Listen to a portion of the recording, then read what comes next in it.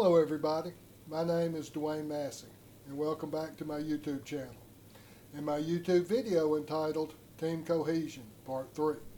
Lecture material that go along with this video can be found on my website www.masseyinstitute.com.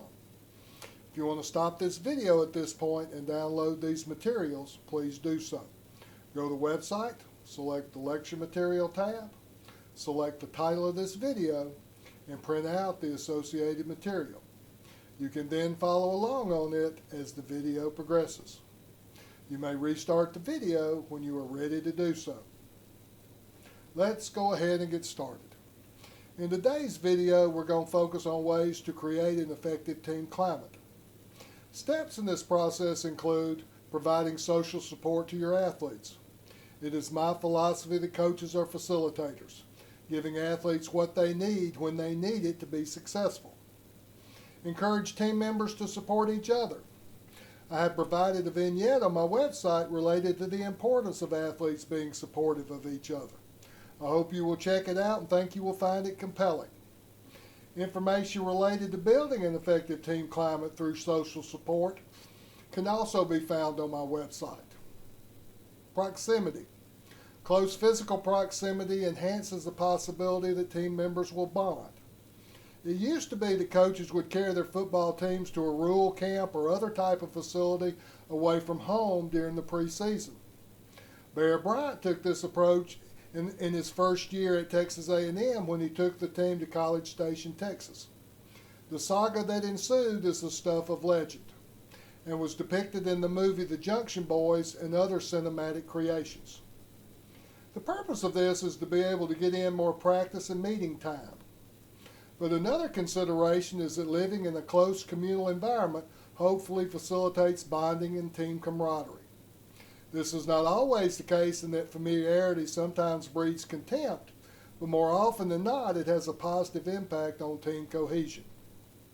Distinctiveness. When a group feels distinct, its feelings of unity and oneness increase. Coaches should facilitate, encourage, and engineer group distinctiveness. Fairness. Trust is the fundamental key in group cohesion. Athletes should feel they are treated fairly. Athletes should feel their play, effort, and contributions are evaluated objectively. You do not have to treat all athletes just alike.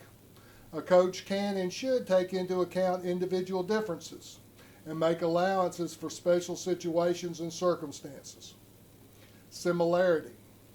Similarity among team members related to commitment, attitudes, and aspirations and goals are crucial to developing team cohesion.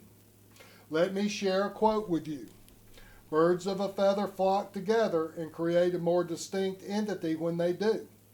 People too form a better unit if they are alike, and an effective leader develops oneness within a set by encouraging likeness among members. To do this, they recruit persons who will interact well because of similar purpose, background, training, experience, or temperament. Persons whose beliefs do not fit together will have a hard time forming a strong group. Differences in ethnicity, race, socioeconomic background, personality, and ability do not seem to matter, but a shared vision and commitment does. It is up to the coach to get team members to meld together. Coaches should constantly assess team climate. This can be done formally using a written questionnaire, a version of which can be accessed on the website.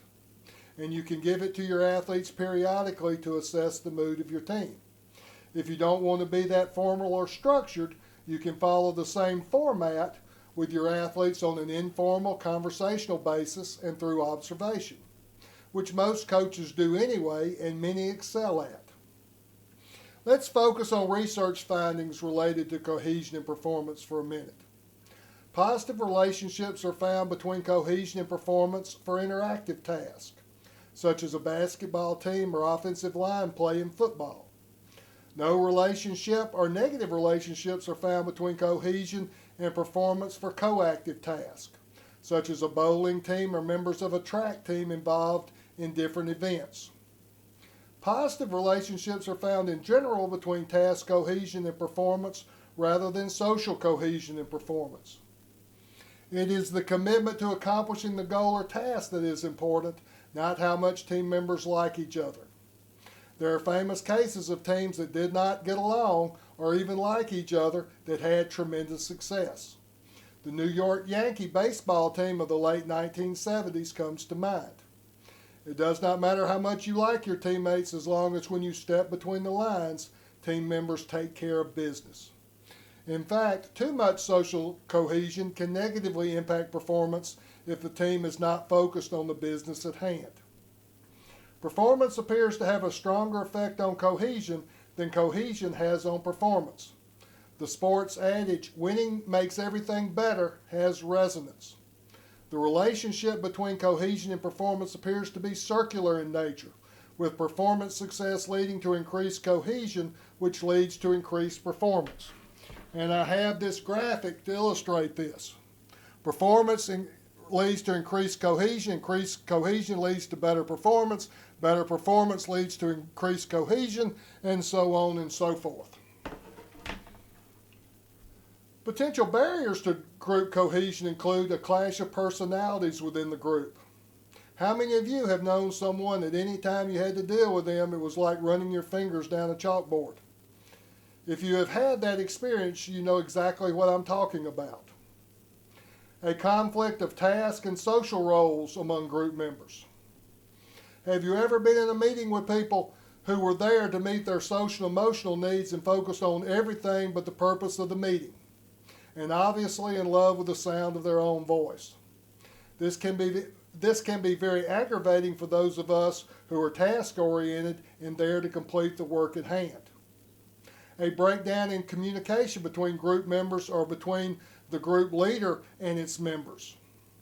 One or more members struggling for power. Frequent turnover of group members. Due to free agency and the ability of players to change teams, what the New England Patriots have accomplished during their run of championships is much more impressive than the dynasties of previous generations, such as the Green Bay Packers, Miami Dolphins, Pittsburgh Steelers, or Dallas Cowboys.